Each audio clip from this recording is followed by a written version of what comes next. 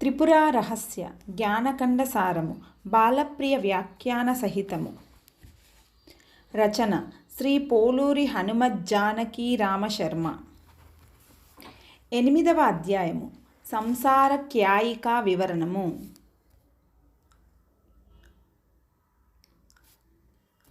హేమాచూడు ప్రియురాలి మాటల వలన పరమేశ్వరుని స్వరూపం చిన్మయం అని తెలుసుకొని గురువుల ద్వారా గుణరూపిణి అయిన త్రిపురాదేవి యొక్క ఉపాసన కొరకు మంత్రతంత్రాధికమైన విధానమును తెలుసుకొని ఏకాగ్ర చిత్తంతో ఆమెను ఆరాధించసాగాడు. అలా కొన్ని మాసములు గడిచాయి. ఆ దేవి అతని హృదయంలో ప్రసన్నురాలైంది. అప్పుడు ఆమె అనుగ్రహం వలన అతని చిత్తం భోగ విషయముల నుండి విముఖమై ఆత్మ విచారంలో ఆసక్తమైంది. ఆ పరాదేవి యొక్క అనుగ్రహం లేకుండా మోక్షమునకు ముఖ్య కారణమైన ఆత్మ విచారము ఎవరికీ కలగదు. అది లేకుండా ఇతర ఉపాయములు ఎన్ని ఉన్నా శ్రేయస్సు కలగదు. తర్వాత హేమాచూడు ఒకరోజు హేమలేక వద్దకు వచ్చాడు. ఆమె వానికి ఎదురేగి స్వాగతం చెప్పి అర్ఘ్యపాద్యములతో పూజించి మిక్కిలి అనురాగంతో ఇలా అంది. నాదా, చాలా కాలంనకు కనిపించావు. ఆరోగ్యంతో ఉన్నావు కదా. నన్ను చూడకుండా నాతో మాట్లాడకుండా నీవు ఒక్క పూట కూడా గడిపేవాడవు కాదు. మరి ఇంతకాలమైనా నీవు నన్ను ఎందుకు స్మరించలేదు? నీకు ఇష్టము కాని పద్ధతిలో నేను కలలో కూడా ప్రవర్తించను. ఎందుకు ఇలా దూరం అయ్యావు? నేను లేకపోతే ఒక్క క్షణం కూడా నీకు ఒక కల్పంగా తోచేది. మరి ఇన్ని రాత్రులు ఎలా గడిపావు అని పలుకుతూ ఆమె అతనిని కౌగిలించుకొని కిన్నురాలి వలె ఉన్నది. అతడు ఆమె యొక్క కౌగిలిలో ఉండి కూడా ఎటువంటి వికారంను పొందకుండా ఇలా అన్నాడు. ప్రియా, నాకెందుకు మోహం కలిగిస్తావు? నీవు ఈ లోకమును పరతత్వమును తెలుసుకున్న ధీరురాలవు. నిన్ను మోహం ఎలా స్పృశించును? నీ దుఃఖమునకు కారణమే లేదని నాకు దృఢంగా తెలుసు. నీవు ఇంతకు పూర్వం నీ వృత్తాంతమును చెప్పావు. దానిని గురించి ప్రశ్నించుటకు వచ్చాను. నీవు చెప్పిన మీ తల్లి ఎవరు? ఆమె ఒసంగిన సఖి ఎవరు? ఆమె యొక్క భర్త, పుత్రులు మొదలగు వారు ఎవరు? ఎక్కడ ఉన్నారు? వారు నాకు ఎలా సంబంధించిన వారు? ఇదంతా నాకు స్పష్టంగా చెప్పుము. నీవు చెప్పింది అసత్యం కాదని, ఏదో ఒక సంకేతంతో అలా చెప్పావని తలుస్తున్నాను. కాబట్టి దానిని నాకు తెలియనట్లు స్పష్టంగా వివరించి చెప్పుము. నేను నిన్ను శరణు పొందుతున్నాను. నా హృదయంలోని సంశయంను ఛేదించుము. ఆ మాటలను విని హేమలేక ఇలా అనుకుంది. ఈయనకు దేవీ అనుగ్రహం వలన బుద్ధి నిర్మలమైంది. పూర్వపుణ్యములు ఫలించి ఈయన విషయ సుఖములందు విముఖుడై ధీరుడైనాడు. ప్రబోధించుటకు ఇది తగిన సమయము. కావున ప్రబోధింతును. తరువాత ఆమె ప్రసన్నమైన ముఖంతో అతనిని అనురాగంతో చూస్తూ ఇలా పలికింది. నాథ, ఈశ్వర అనుగ్రహం వలన నీకు మహాభాగ్యం కలిగింది. భోగములయందు విముఖత్వము, విచారమునందు ఆసక్తి అనేవి ఈశ్వరానుగ్రహమునకు సూచకములు. ఇంకా నా స్థితి చెబుతాను వినుము. కేవలమైన చైతన్యమే నా జనని. ఆమె ఒసంగిన చెలకత్తే బుద్ధి. బుద్ధితో కూడి ఉన్న దుష్టురాలు అవిద్య. అవిద్యకు ఎంత విచిత్రమైన సామర్థ్యం ఉందో లోకంలో ప్రసిద్ధమే. అది త్రాడునందు సర్పం తోచునట్లుగా చేసి గొప్ప భయమును కలిగిస్తుంది. మహామోహుడు ఆమెకు పుత్రుడు. వాని కుమారుడైన అస్థిరుడే మనస్సు. మనస్సు యొక్క భార్య కల్పన. జ్ఞానేంద్రియములు 5 కల్పన యొక్క పుత్రులు. వారి స్థానముల నుండి విషయములను తొలగించుట అనగా సుఖ దుఃఖానుభవముల తర్వాత మనస్సులో వాటి సంస్కారం ఏర్పడుట. ఆ సంస్కారం వలన కలుగు అనుభవమే స్వప్నం. కల్పన యొక్క చెల్లెలు మహాశన. మహాశన పుత్రులు క్రోధం, లోభం. నా పురం అనగా ఈ శరీరమే. స్వరూపం స్మరణం నాకున్న మహామంత్రం. మనస్సుకు ప్రియమిత్రుడైన ప్రచారుడు ప్రాణం. అడవులు మొదలైనవి నరకములు. నేను బుద్ధితో కూడి ఉండుట సమాధి. నేను నా తల్లి యొక్క లోకమునకు చేరుట మోక్షం. ఇది నా వృత్తాంతం. నీ వృత్తాంతం కూడా ఇటువంటిదే. నేను మోక్షంను పొందిన విధానంను చక్కగా తెలుసుకొని నీవు కూడా పరమైన శ్రేయస్సును పొందుము. ఇది జ్ఞానకండంలోని హేమాచూడోపాఖ్యానంలోని సంసార క్యాయిక వివరణము అనే 8వ అధ్యాయము. బాలప్రియ. నేను నిన్ను శరణు పొందుతున్నాను అని హేమాచూడు భార్యకు శరణాగతి చెందాడు. ప్రియాప్రియములను గురించి చర్చ ఆరంభమైనప్పుడు అతడు స్త్రీలకు లోకజ్ఞానం ఉండదు అనే తలంపుతో ఉన్నాడు. స్త్రీత్వము చేత, వయస్సు చేత, జ్ఞానము చేత, భార్యత్వము చేత హేమలేఖ తనకన్నా తక్కువ స్థాయిలో ఉందని, తాను పురుషుడుగా, పెద్దవాడుగా, విద్యాధికుడుగా, భర్తగా ఆమె కన్నా అన్ని విధాలా అధికుడు అని అతడు గట్టిగా తలంచాడు. అటువంటి వాడు నేను నిన్ను శరణు పొందుతున్నాను అని పలికాడంటే అతనిలో పెద్ద మార్పు కలిగిందన్నమాట. 2.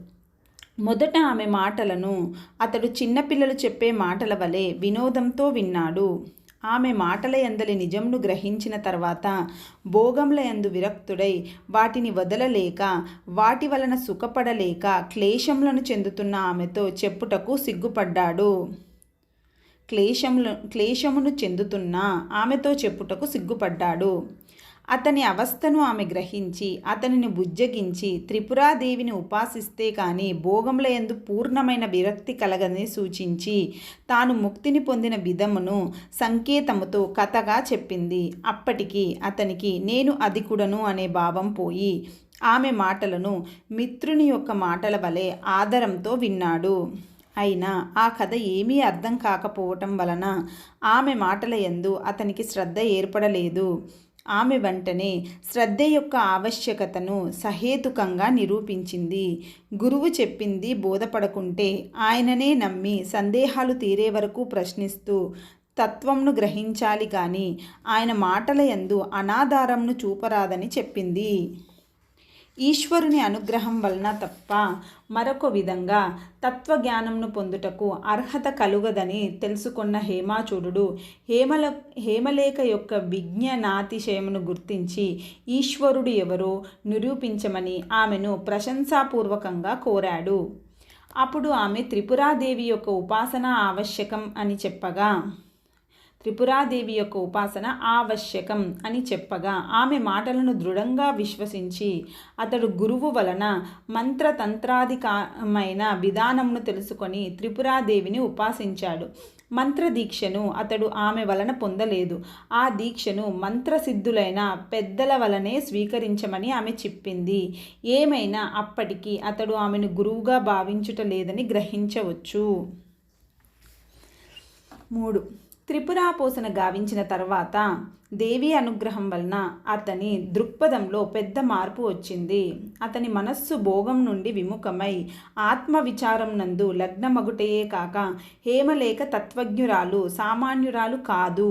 ఆమెను గురువుగా స్వీకరించి శరణు పొందితే తప్ప నాకు ముక్తి కలగదు అనే భావం దృఢంగా ఏర్పడింది. అందువలనే ఆమె సాధారణమైన భార్య వలె అతనిని కౌగిలించుకొని ప్రియంగా మాట్లాడునప్పుడు అతడు ఆమె వలన భోగంను చింపక ఆమెను భార్య మాత్రంగా తలంచక కేవలం గురువుగా భావిస్తూ సకల సంకోచనములను విడి నేను నిన్ను శరణు పొందుతున్నాను, నా హృదయంలోని సంశయాలను ఛేదింపుము అని ప్రార్థిస్తూ శిష్యుడయ్యాడు. గురు శిష్యు సంబంధం శిష్యుని వలనే ఏర్పడాలి. ఇతరులకు తత్వంను బోధించాలనే కుతూహలం జ్ఞానులకు ఉండదు. ఎవరైనా వచ్చి తమను ఆశ్రయించిన వారి శ్రద్ధను పరీక్షించిన తర్వాతనే జ్ఞానులు తత్వంను బోధిస్తారు. శ్రీకృష్ణుడు అర్జునునకు తత్వంను బోధించాలని ఎప్పుడూ కుతూహలపడలేదు. అర్జునుడు విషాదం పొంది కర్తవ్యంను బోధింపమని శ్రీకృష్ణుణ్ణి నేను నీకు శిష్యుడను, నిన్ను శరణు పొందాను, నన్ను శాసింపుము అని ప్రార్థించినప్పుడు అర్జునుడు శిష్యుడై శ్రీకృష్ణుడు గురువు అయ్యాడు. అంతవరకు వారిద్దరూ బామ్మర్దులే.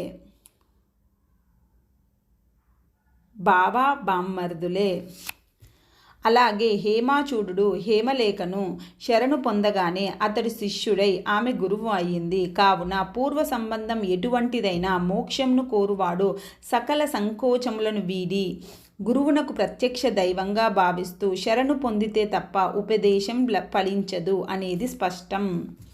5. దీనిని బట్టి చూస్తే ఈశ్వరానుగ్రహం వలనే గురువునందు భక్తి కూడా కుదురునని స్పష్టమగుచున్నది. నన్ను చేరుటకు సాధనమైన బుద్ధి యోగమును నన్ను పూజించు వారికి ఒసంగెదను అని శ్రీకృష్ణుడు చెప్పాడు.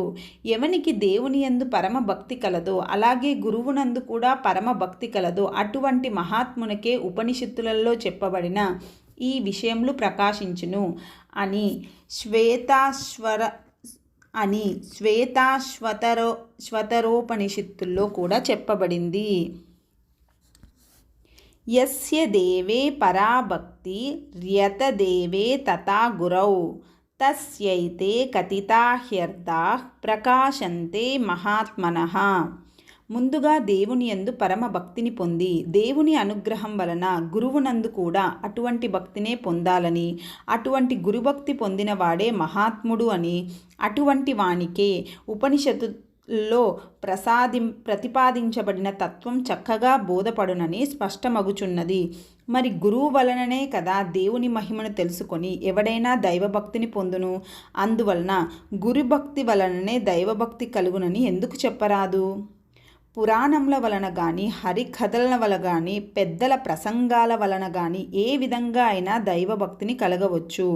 దైవభక్తి కలిగినంత సులభంగా గురుభక్తి కలగదు. జగత్కర్త, జగత్ పరిపాలకుడు అని భావించబడుతున్న పరమేశ్వరుని యందు భక్తి కలుగునట్లుగా మనవలే మనుష్యుడుగా కనిపిస్తున్న గురువునందు భక్తి కలుగుట సులభం కాదు. విద్యా సంస్కారం, చిత్త నైర్మల్యం కలిగిన వారే పెద్దల యొక్క మహిమను గుర్తించి గౌరవించగలరు. చిత్త నైర్మల్యం ఈశ్వర ఆరాధన వలన కలుగును. ఈశ్వరుని యందు భక్తి సత్సంగం వలన కలుగును. పూర్వ పుణ్యం వలన సత్సంగం సంభవించును. హేమాచూడునకు పూర్వపుణ్యం వలననే హేమలేఖతో సాంగత్యం కలిగింది. ఆ సాంగత్యం వలన అతడు త్రిపురాదేవిని ఉపాసించగలిగాడు. ఆ దేవి యొక్క అనుగ్రహం వలన అతడు హేమలేఖ యొక్క మహత్వమును గుర్తించి నిస్సంకోచంగా ఆమెకు శిష్యుడై తత్వమును బోధింపమని ప్రార్థించగలిగాడు. అతని శ్రద్ధను గమనించి ఆమె తత్వంను బోధించగా అతడు కృతార్థుడు అయ్యాడు. ఇటువంటి గురు శిష్య సంబంధం లేకపోవటం వలన కువలుడు పౌరాణికుని బోధ వలన కృతార్థుడు కాలేకపోయాడు.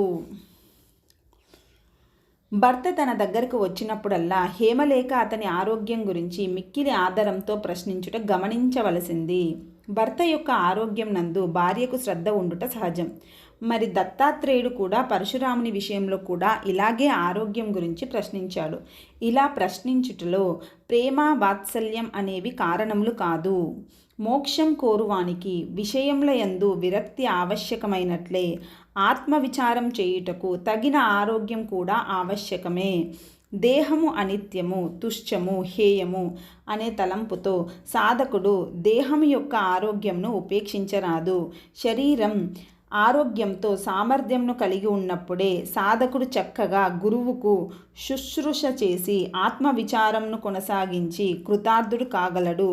ముఖ్య సాధనమైన శరీరంను ఉపేక్షించరాదు.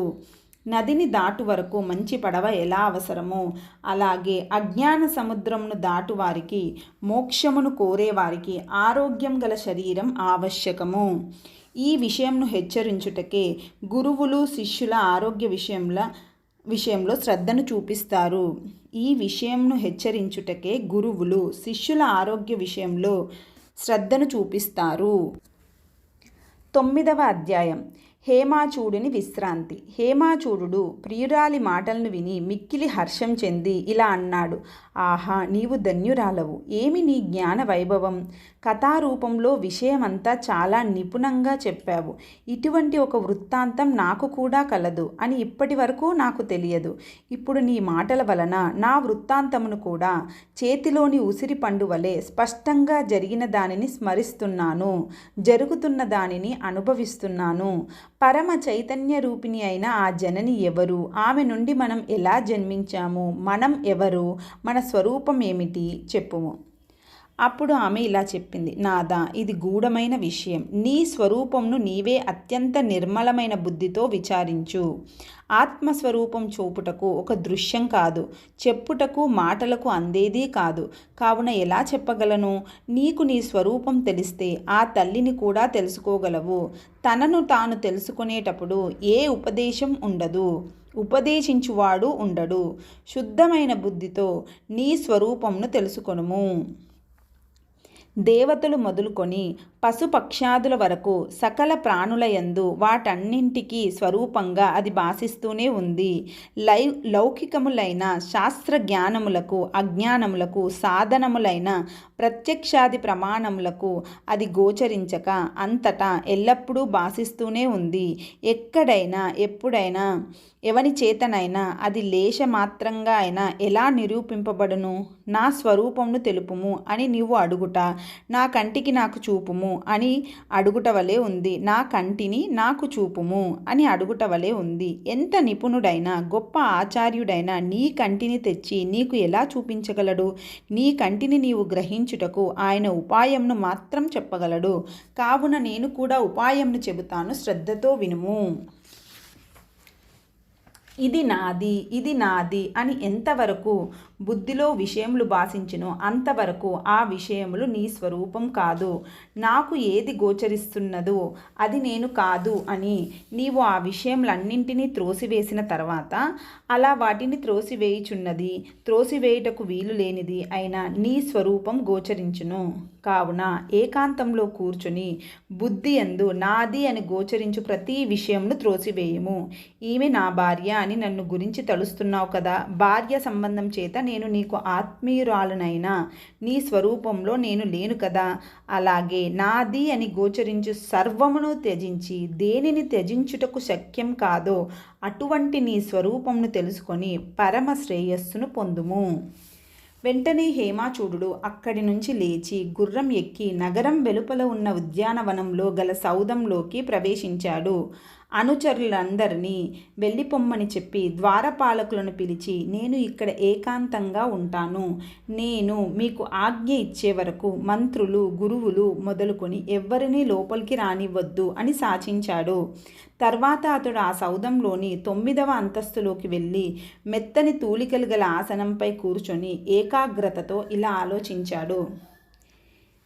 ఈ జనులు ఎలా ఈ విధంగా మోహం చెందుతున్నారు? ఒక్కడైనా తనను గురించి రవ్వంతైనా తెలుసుకొనుటలేదు. అందరూ సుఖం కావాలని ఏమేమో చేస్తున్నారు. కొందరు వేద శాస్త్రాదులను నిత్యం పఠిస్తున్నారు. కొందరు ధనంను ఆర్జించుచుండగా మరికొందరు భూమిని పాలిస్తున్నారు. కొంతమంది శత్రువులతో పోరాడుచుండగా కొందరు భోగములయందు ఆసక్తులై ఉన్నారు. ఇదంతా స్వార్థంగానే వారు తలంచుచున్నారు. కానీ ఈ విషయములలో తమ స్వరూపమైనది ఏది అని ఒక్కడు కూడా విచారించుట లేదు. ఈ భ్రాంతి ఎందువలన వీరికి కలుగుచున్నది? ఆత్మను తెలుసుకోనంత వరకు ఎంత ఘనకార్యంను సాధించినా అదంతా స్వప్నంలో జరిగిన కార్యం వలె వ్యర్థం. కావున ఇంకా ఆత్మను గురించే విమర్శిస్తాను. గృహం, ధాన్యం, రాజ్యం, భార్య మొదలైనవన్నీ నాకన్నా భిన్నంగా ఉండుటచే నా స్వరూపం కావు. నేను అన్నప్పుడు ఈ దేహంను గ్రహిస్తున్నాను. కావున దేహమే నా స్వరూపం. దీని చేతనే నేను క్షత్రియుడును, బంగారం రంగు కలవాడను అగుచున్నాను. కావున సందేహం లేదు, దేహమే నా స్వరూపం. ఇతరులు కూడా నేను అని చెప్పునప్పుడు దేహమునే గ్రహిస్తున్నారు. ఇలా అనుకొని ఆ రాజకుమారుడు దేహం గురించి ఆలోచించసాగాడు. ఆలోచించే కొద్దీ అతనికి దేహం ఆత్మ అనడం సమంజసంగా తోచలేదు. అప్పుడు అతడు ఇలా అనుకున్నాడు, నా ఇల్లు, నా రాజ్యం అన్నట్లే నా దేహం అని చెబుతున్నాను. ఇల్లు, రాజ్యం నా స్వరూపం కానట్లే ఈ శరీరం కూడా నా స్వరూపం కాదు. రక్తం, అస్థికలు మొదలైన వాటి సముదాయంతో ఏర్పడి ప్రతి క్షణం వికారంను పొందుతున్న ఈ శరీరం నేను ఎలా అవుతాను? దీని నుండి హస్తమో పాదమో ఛేదించబడితే అది కట్టెవలే, మట్టి బెడ్డవలే కనిపిస్తున్నది. మరి స్వప్నంలో వేరొక దేహం కనిపిస్తున్నది. ఈ దేహమును ఆ దేహమును గుర్తిస్తున్న నేను దేహమగుట కుదరదు. ఇలాగే నా ప్రాణములు, నా మనస్సు, నా బుద్ధి అని వాటిని గుర్తిస్తున్నాను. కావున నా చేత గుర్తింపబడుతున్న ప్రాణం మొదలైనవి నా స్వరూపం కావు. గాఢ నిద్రలో నాది అని ఏదీ స్మరించుట లేదు. ఆ శూన్యం నా స్వరూపమగునా? కానీ నేను లేను అనుట ఎప్పుడూ లేదు.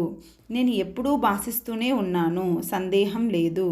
అయినా నా స్వరూపం ఎందువలన నాకు స్పష్టంగా గోచరించుటలేదు? దేని చేత నా స్వరూపం నాకు స్పష్టంగా గోచరించగలదు? సౌధం, సంగీతం మొదలైన విషయాలు కన్ను, చెవి మొదలైన వాటి చేత భాషిస్తున్నాయి. చర్మమునందలి ఉష్ణస్పర్శ చేత ప్రాణం గ్రహింపబడుతుంది. విషయములు జ్ఞానం చేత వాటిని గ్రహిస్తున్న మనస్సు ఉన్నది అని మనస్సు ఉన్నది అని విషయముల జ్ఞానం చేత వాటిని గ్రహిస్తున్న మనస్సు ఉన్నది అని ఊహింపబడుచున్నది. అలాగే బుద్ధి కూడా ఉన్నదని ఊహిస్తున్నాము. కానీ నా స్వరూపం దేని చేత భాషించునో తెలియటలేదు. లేక అసలు ఇవన్నీ నిరంతరంగా భాషించుట చేతనే నా స్వరూపం భాషించుట లేదేమో. అలా అయితే వీటిని గురించి అనుకొనుటయే మానుకొందాము.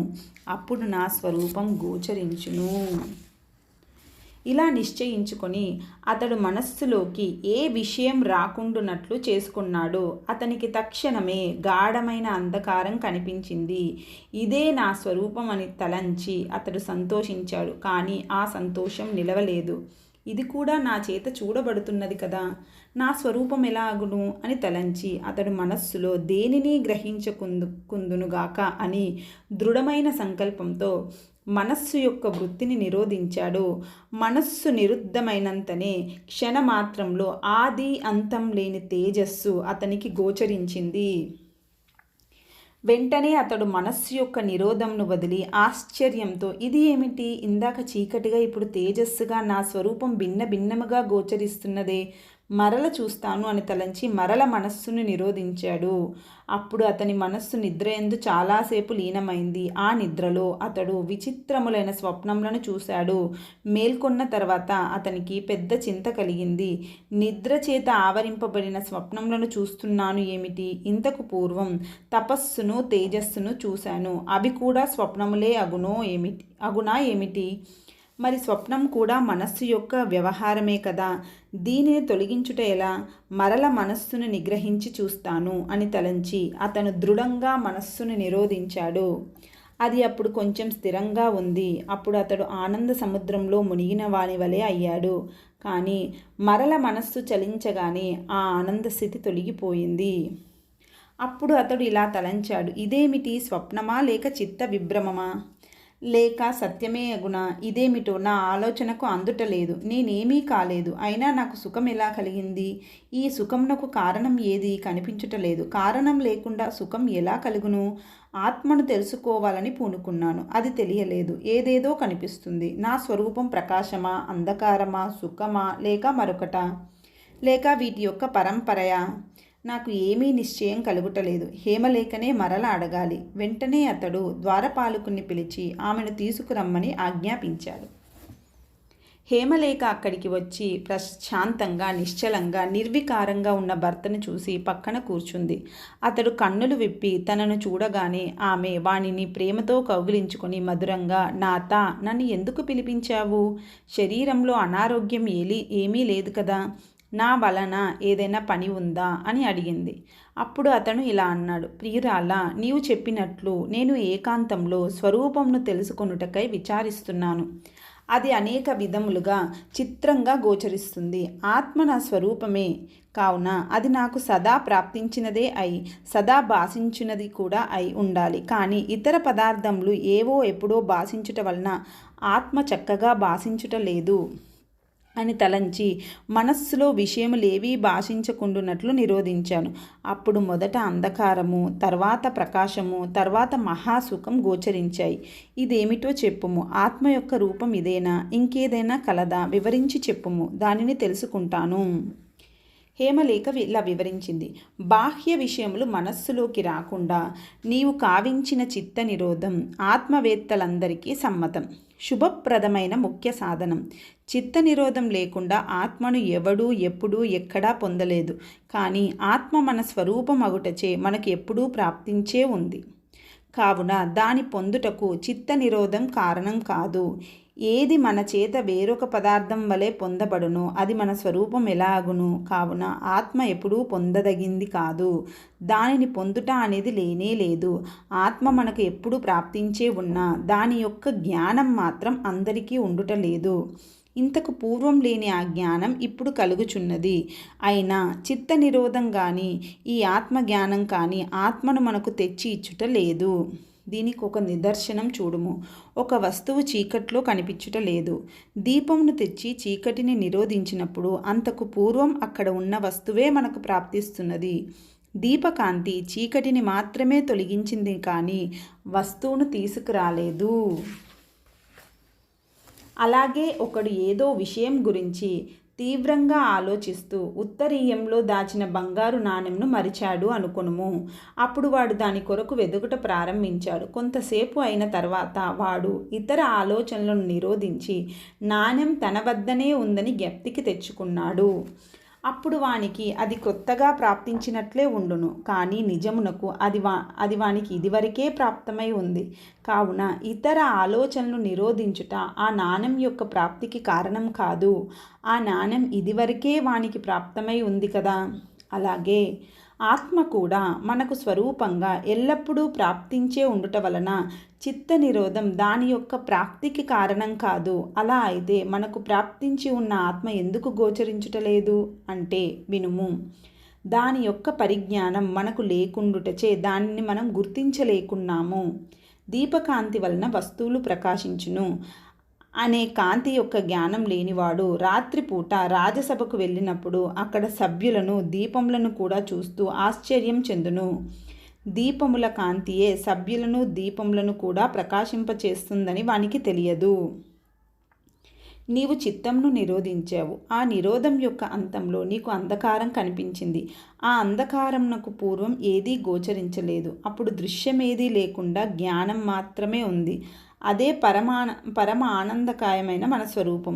దానినే ఎల్లప్పుడూ భావించుము. ఈ విషయంలో బహిర్ముఖులైన వారు ఎక్కడో ఆత్మ ఉన్నదేమో మహామోహమునకు లోనవుతూ దాన్ని వెదికి ఈ భావంను సైతం పొందలేకున్నారు. శాస్త్రమును తెలుసుకున్నవారు విన్న దానిని చక్కగా తర్కంతో మననం చేసుకోగలిగిన వారు కూడా కేవల చిత్త నిరోధం వలన స్వరూపంను తెలుసుకోలేక రాత్రింబవలు దుఃఖిస్తున్నారు. శాస్త్రంలోని శబ్దముల యొక్క అర్థముల యొక్క అందమును గ్రహించినంత మాత్రమున స్వరూపం యొక్క అనుభవం కలగదు. ఎంతవరకు అన్వేషణ విచారం జరుగునో అంతవరకు ఆత్మ యొక్క అనుభవం ప్రాప్తించదు. ఎందువల్లనంటే అది బుద్ధి చేత గ్రహింపదగింది కాదు. ఇంద్రియములను ఎంత దూరం ప్రసరింపచేసినా అదొక బాహ్య పదార్థం కాకపోవుటచే వాటి చేత గ్రహింపబడదు. ఇంద్రియములను నిగ్రహించినప్పుడు అది మనయందే సిద్ధమై ఉండుటచే గోచరించును. అలాగే విచారం చేస్తున్నా అది తెలియబడదు. ఆ విచారంను నిలిపి మనస్సును నిరోధించినప్పుడు అది ప్రకాశించును. అనగా ఇంద్రియములను మనస్సును నిరోధించినప్పుడే అది భాషించును. ఇది తప్ప ఇంకా ఏ పని చేసినా ఎవరు స్వరూపంను గ్రహించలేదు. ఎవడు ఎంత దూరం పరిగెత్తినా తన నీడను తాను గ్రహించలేడు. స్వచ్ఛంగా ఉన్న అద్దములో బాలుడు ఎన్ని ప్రతిబింబములను చూస్తున్నా ఆ ప్రతిబింబములకు స్వచ్ఛంగా ఉన్న అద్దములో బాలుడు ఎన్ని ప్రతిబింబములను చూస్తున్నా ఆ ప్రతిబింబములకు ఆధారంగా ఉన్న అద్దమును గ్రహించలేడు. అలాగే జనులందరూ తమ యొక్క ఆత్మ అనే అద్దంలో ప్రతిబింబంగా ఉన్న జగత్తును చూస్తూ తమ ఆత్మను గ్రహించలేకున్నారు. వారికి ఆత్మ యొక్క పరిజ్ఞానం లేకుండాటే అందుకు కారణము. ఆకాశం గురించి తెలియని వాడు దానిలో ఉన్న జగత్తును చూస్తూ దానికి ఆశ్రమై ఉన్న ఆకాశంను గుర్తించలేడు. అలాగే జనులు సర్వమును చూస్తూ దానికై ఆశ్రయమై ఉన్న తమ ఆత్మను గుర్తించలేకున్నారు. ఒక వ్యక్తి యొక్క పరిచయం లేకపోతే ఆ వ్యక్తి మనకు కనిపిస్తున్నా ఇతను ఫలానా వాడు అని ఎలా గుర్తించలేము. అలాగే చిత్త నిరోధం వలన స్వరూపం గోచరిస్తున్నా దాన్ని గురించి పరిచయం లేకపోతే ఇది నా స్వరూపం అని గుర్తించుట సాధ్యం కాదు. కావున ఆత్మస్వరూపంను గురించి చెబుతాను వినుము. సూక్ష్మంగా చూస్తే జగత్తు అంతా జ్ఞానం జ్ఞేయం అని 2 విధములుగా ఉంది.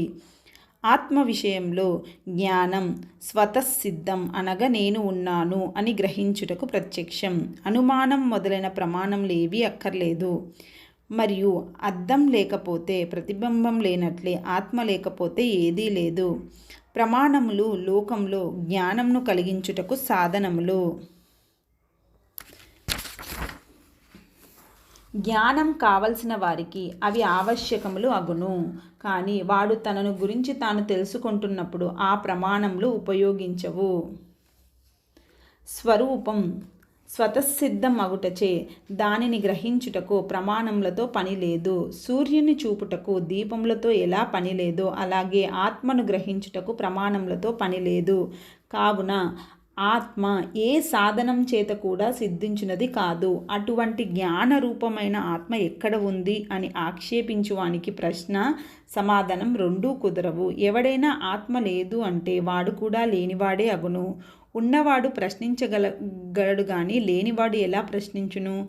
అలాగే ఆత్మ లేకపోతే సమాధానం చెప్పువాడు కూడా ఉండడు. ఇక సమాధానం ఎలా పుట్టును? కావున ప్రతిబింబములకు ఆధారమై ఉన్న అద్దం లేదని చెప్పుటకు ఎలా వీలు లేదో అలాగే సకల జగత్తు యొక్క ప్రతిబింబమునకు ఆధారమై జ్ఞానరూపంగా పెద్ద అద్దం వలె అందరిలోనూ ప్రకాశిస్తున్న ఆత్మ లేదని చెప్పుటకు వీలు లేదు. దేశకాలముల చేత కూడా దాని యందు విభాగములు ఏర్పడుట లేదు. ఎందువలననగా అవి కూడా దాని యందలి ప్రతిబింబములే. మహా ఆకాశంలో అనేక విభాగములతో వివిధ పదార్థములు గోచరిస్తున్నట్లు ఆత్మయందు జగత్తు వివిధ పదార్థములుగా గోచరిస్తున్నది. దేశకాలములు నామరూపములు మొదలగు వాటి వలన కనిపిస్తున్న భేదములన్నీ జగత్తుకు సంబంధించినవే గాని ఆత్మకు సంబంధించవు. అలా జగత్తుకు ఆధారమై ఉన్న ఆత్మయే నీకు స్వరూపం. వెండి చెంబు, వెండి కంచం మొదలైన విశేష నామరూపములన్నింటికీ వెండి సామాన్య పదార్థం. అది ఆ రూపములకు అతీతం. సామాన్యమైన వెండిలో చెంబు, కంచం మొదలగు అనేక పదార్థములు ఎలా ఉన్నవో అలాగే సామాన్య చైతన్యంలో జగత్తులోని పదార్థములన్నీ ప్రకాశిస్తున్నాయి. జగత్తుకు ఆధారమై దానికి ఉనికిని ప్రకాశంను కలిగిస్తున్న ఆ సామాన్య చైతన్యమును తన స్వరూపంగా ఆ చైతన్యమే నేను అని గ్రహించి ఆ స్థితిలో నిలిచిన వానికి పరమేశ్వరత్వం సిద్ధించును. ఆ చైతన్యంను గుర్తించుటకు అనువైన స్థానమును చెబుతాను వినుము. విషయములతో సంబంధమును పొందక కేవలంగా ఉండు జ్ఞానమే సామాన్య చైతన్యం. దానిని మనము నిద్రకు జాగ్రత్తకు మధ్యలో గ్రహించవచ్చు. మనస్సు వివిధ పదార్థములను గ్రహించుట జాగ్రత్త. అది తపస్సు చేత కప్పబడి ఉండుట నిద్ర. జాగ్రత్తను వదిలి తపస్సులో లీనమగుటకు ముందు మనస్సులో క్షణకాలం పదార్థముల యొక్క రూపములకు పొందక కేవల చైతన్యంగా ఉండును.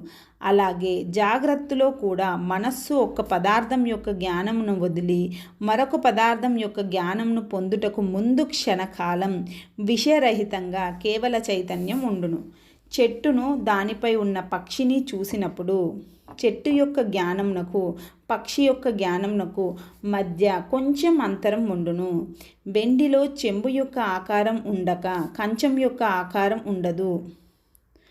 చెంబు యొక్క రూపము తొలగించి కంచం యొక్క ఆకారం ఏర్పరచుటకు ముందు మధ్యలో వెండి సామాన్యంగా ఎలా ఉండునో అలాగే మనస్సు ఒక పదార్థం యొక్క జ్ఞానమును వదిలి మరొక పదార్థం యొక్క జ్ఞానమును పొందుటకు ముందు సామాన్య చైతన్యంగా ఉండును. కావున ఇలా జాగ్రత్తకు నిద్రకు మధ్యలో ఒక విషయ జ్ఞానమునకు మరొక విషయ జ్ఞానమునకు మధ్యలో ఉండు కేవల జ్ఞానమును సూక్ష్మ బుద్ధితో గుర్తించుము. అదే నీ స్వరూపము. దీనిని తెలియకపోవటం వలనే ఈ జగత్తు ఇలా తోస్తున్నది. ఈ స్వరూపంలో రసం, గంధం, స్పర్శ, శబ్దం, సుఖం, దుఃఖం గ్రహింపబడునది ఏదీ లేదు. ప్రతిబింబముల వలె అద్దం వలె ఇదే సకల జగత్తుకు ఆధారమైనప్పటికీ ప్రతిబింబములకు అద్దం వలె ఇదే సకల జగత్తుకు ఆధారమైనప్పటికీ ఇది ఎప్పుడూ అద్దం వలె నిరాకారమే. ఇదే బ్రహ్మ, విష్ణువు, ఈశ్వరుడు, సదాశివుడు, సర్వేశ్వరుడు. మనస్సును నిద్రలోకి పోకుండా నిలిపి విషయములపై ప్రసరించకుండా ఆపి కేవల జ్ఞానమైన స్వరూపంను చూడుము. నా స్వరూపంను చూస్తున్నాను అనే తలంపు కూడా లేకుండా గ్రుడ్డి వాని వలె మనస్సు యొక్క వ్యాపారంను నిలిపి ఊరుకుండుము. అదే స్వరూపస్థితి. దానిని వెంటనే పొందుము. అది విని హేమాచూడు ఆమె చెప్పినట్లే స్వరూపస్థితిని పొంది అందులో చాలాసేపు విశ్రాంతి చెంది బాహ్య ప్రపంచంను విస్మరించాడు. ఇది జ్ఞానఖండంలోని హేమాచూడుని విశ్రాంతి అనే 9వ అధ్యాయము.